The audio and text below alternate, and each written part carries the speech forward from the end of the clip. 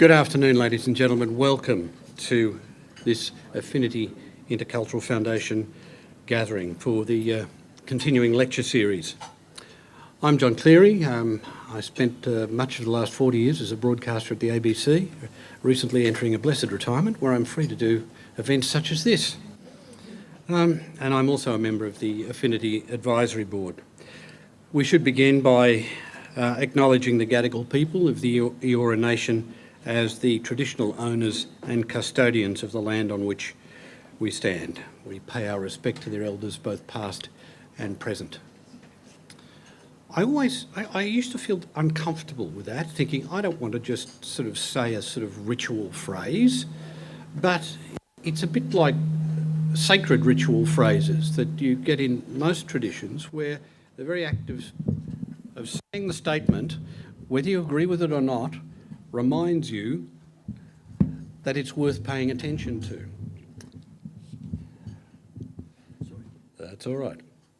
So welcome all.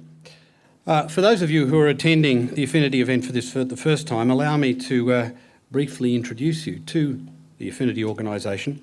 Affinity was formed by a group of young Muslim Australians in 2000 and became incorporated in 2001. Their aim is to promote multiculturalism and foster intercultural and interfaith dialogue by building bridges between different groups in society. And since its inception, Affinity has organised international study tours, conferences, cultural events, best of all coming up soon, annual Ramadan iftar dinners, and international festivals of language and culture, to name just a few. Each of these events provides ample networking opportunity, of which Affinity is a brilliant exemplar. So the circle of Affinity supporters grows each time and helps Affinity work in partnership with different segments in society. Well, today we have another great program for you. Our keynote speaker today comes from Dr. Sev Ozdowski, and today's program will be facilitated by an old friend of mine, Cath Dwyer. And before I hand over the microphone to Cath, let me just give you some idea of her background. Cath and I have worked at the ABC together for many years. Cath has worked in media for over 25 years, and given her youthful expression, you'll wonder, no, that can't be right. It cannot possibly be right.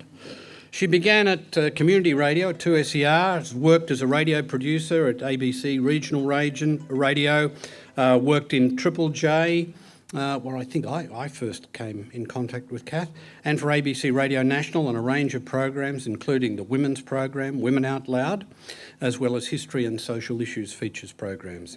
In 2005, Cath was awarded the Human Rights Award for radio. In 2009, she became the director of ABC Open, an innovative digital project teaching media skills to regional community members and publishing their stories on various ABC platforms, online and ABC Radio and TV. And Cath has also taught radio journalism and feature making at the University of Technology in Sydney. And in 2014 was awarded a Master's for her thesis on participatory media and public service broadcasting, also from UTS. She is currently manager of ABC Radio 702 in Sydney, and I do apologise for my phone. I switched that off a moment ago and it still came back again. As I said, Cath is currently the manager of ABC Radio 702 in Sydney, and given the given the budget that's about to come down and the year that the ABC is promising to face with our new managing director, Michelle Guthrie, Cath has taken on a very significant responsibility. Would you welcome Cath Dwyer?